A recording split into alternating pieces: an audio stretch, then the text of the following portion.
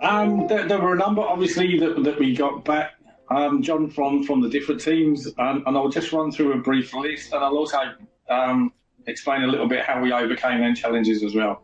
So how did we quieten the noise within inside some of the departments that were having some major concerns about, it's not Microsoft, is the quality going to be good, what is the experience going to be?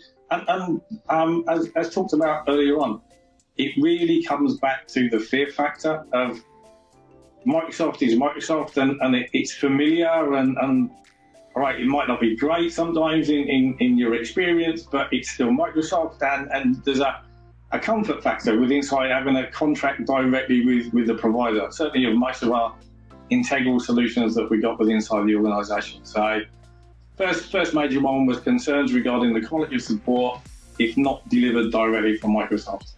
And the way that we did this is that we managed it internally after partnering and signing up with US Cloud. We heavily monitored all the tickets that were created during the first 3 months of the engagement.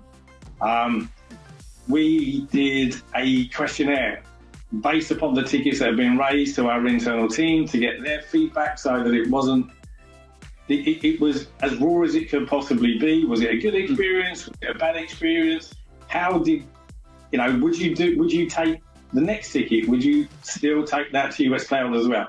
So that really helped to settle down a lot of the internal departments, that there was a mechanism for feedback and development and adjustment that was also there. And maybe one of the things that is not fully appreciated is, by partnering with US Cloud, we get to talk to the people that can make decisions, not work our way through a chain of hierarchy within inside Microsoft, which, if you're lucky, you may get to talk to somebody that's part of the product team, but no guarantee.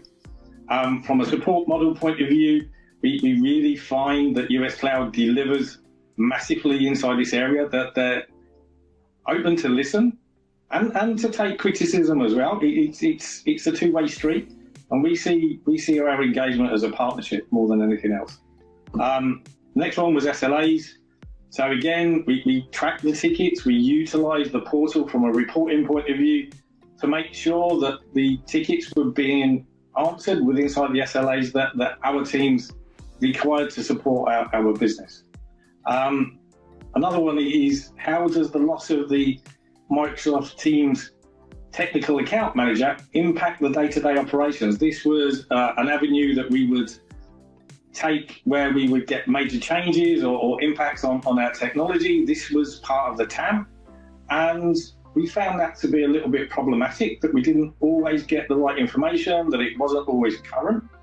And we had a couple of surprises that meant that we were having to do a reaction to a change that was taking place with inside Microsoft at a really short notice, and it almost caught us out a couple of times.